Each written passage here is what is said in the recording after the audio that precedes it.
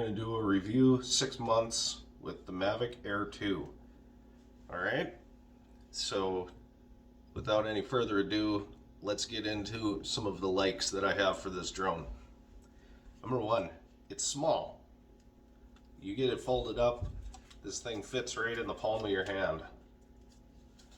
It's very easy to take with you places, fit it into its bag. The carrier bag is tiny, that thing is small. They say it fits right in your hand. You can take it pretty much anywhere. It's not going to take up a lot of space. The second thing that I like about this drone is that its weight. It's not a really light drone, and that actually helps when it's out in the wind flying. It helps stabilize it in flight. You know, some of the lighter drones, they'll really tend to bounce around. This thing stays pretty stable. It does move, but with that and the gimbal, it does a pretty good job shooting without a lot of waviness to your video. The third thing is battery life. They advertise 33 minutes. I've had it flying in the air for 29 minutes and still had about 15% battery when she came to land on the ground. So that was in like a 5 to 10 mile an hour breeze. So I do think that that number's probably pretty close. I don't think you're ever going to get full 33 minutes of flight time, but it's not a, I think 30, 31, you could probably do all right. The fourth thing that I like about this drone is actually the DJI Fly app. Now I know a lot of you out there don't like the Fly app, but I really like it. It's more so because this is my first drone, and the app is incredibly easy to use in my opinion. It took me 5 to 10 minutes to get it figured out and start flying, and I appreciate that. You know, I want to get a product that I can use it and not have to study it for hours and hours and hours in order to do simple things. The app was really straightforward, very easy to change the video settings, picture settings, things like that. And it's easy to read. The information on it's great. There's a lot of features. I love the Google Maps feature on there. So I really am happy with the app. And speaking of that, the video settings, the video quality on here is absolutely amazing. In my opinion, you know, I'm not a professional photographer, but to me, you know, when you're shooting 4K 30 up in the sky, holding wind and, you know, crosswinds and everything like that, this thing does it really well. It's kind of amazing to me, to be honest. I know some of you guys that have professional drones out there might disagree with that, but for me, for my first one, I gotta say the video on this thing is really great. The pictures that I've taken with it are really great. I like the fact that it will do up to a 48 megapixel picture. I know that that's just a layered 12 megapixel picture, but they look nice when it takes them. That being said, there are some things on this drone that I don't like. Like I said, I want to keep the video short today, so I did 5 likes, 5 dislikes. So I want to go into the dislikes. The first dislike, and I think it can be dangerous, is the fact that these propellers, you can put them on backwards. You'll see on these here, they've got this. These ones have the gray and the gray, and on some of the other drones, you can't put a black onto a gray. It won't lock in place. But I'm going to switch this around here. This is a black propeller, and you'll be able to see you can lock this down. Look at, that's a recipe for disaster if you're not paying attention. This thing will flip right over, it'll break on you. You don't want to do that, so you always want to make sure that your props are where they're supposed to be on this drone. My second thing that I don't like about it actually is in the gimbal. It's very light. It's a very light plastic, and every time I transport this drone, I put the protector on there, and there's been a few times where I've been afraid I'm going to snap that gimbal just trying to put that protector on if the protector's not sliding on there just like it's supposed to. I really feel like they could have went with an aluminum piece in there. It could have been anodized so it would have matched the color scheme. You probably would have only added about 1 ounce of weight to it. And I've actually thought about designing one in Fusion just to see what the difference would be making it. But that's one thing I don't like, is how flimsy that gimbal is.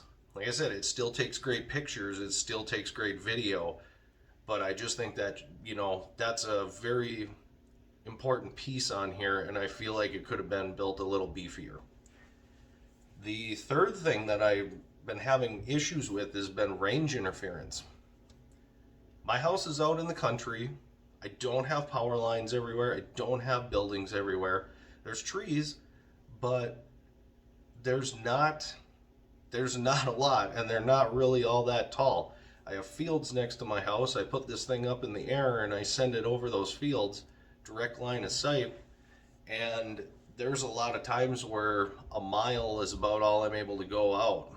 I know that it's advertised for 10 kilometers, and I just don't see 10 kilometers happening. I've had it out over 2 miles over a lake, 2.5, and even that got pretty choppy. So I really don't know where they're getting the 10 from, what the conditions would have to be to get the 10, but I know I'm not getting them. That being said, going out a mile is still pretty good. I'm not going to complain too much about that, but there are times where I wish I could go a little further, and I just don't trust it to do that. The fourth problem that I have with this drone is actually something I found out after I bought it, and it was my mistake, but it was just something I never thought about, is the fact that the DJI Fly app only works on certain phones.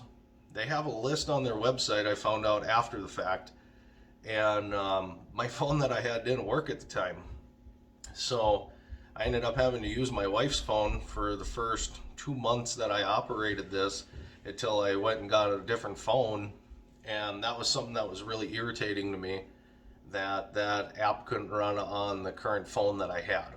I know now with the newer phones coming out, and this thing's been out for a while, that's probably not going to be so much of a concern, but it is definitely something you want to look into and make sure that your phone's compatible before you purchase this drone. The fifth and final thing that I have is that the sensors turn off in sport mode. Now I know a lot of you professional guys, a lot of you people with a lot of experience with drones are going to say, yeah, they do that because there's no way it's going to slow down in time anyways if it does. But, even if that's the case, if it slowed it down some rather than going into something full speed, you could be looking at the difference between a broken prop and a broken arm. And I mean, even having the bottom sensor on would be nice in sport mode. If it starts running up, that one seems to pick up pretty fast, and it should pick up the mass of the ground, to lift it up. And there's times when you're filming, if you're filming something in motocross or something like that, somebody on a dirt bike, an ATV, snowmobile, whatever, you have to be in sport mode in order to keep up in filming them. And I wish that they would just put the option on the app to make it a toggle that you could have those sensors on.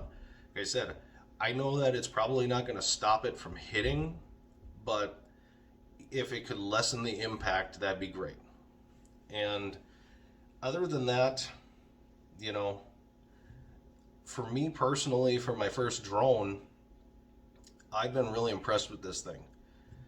In my opinion, if you're somebody that's getting into this and you're trying to decide, do I want to spend a couple $100? Do I want to, when you're setting your budget, I really think this is a drone that you should look at, that you'd be happy with the performance. nothing is perfect. There's always going to be things you can complain about any product. There's always things that could be improved. But overall, I think for the money, what this thing will do, I think it's well worth it. I'm very happy with the purchase. I have no regrets whatsoever. So that's just all my opinion. This whole video is my opinion. So if you liked what you saw, please like and subscribe. Leave a comment down below. I'm interested to hear what everybody else's opinion is on this drone, what they have to say. And the number one thing I can say, if this is something that you're looking at getting into, is just do your research. You know, do your research. That's the best thing you can do when you're making a purchase like this.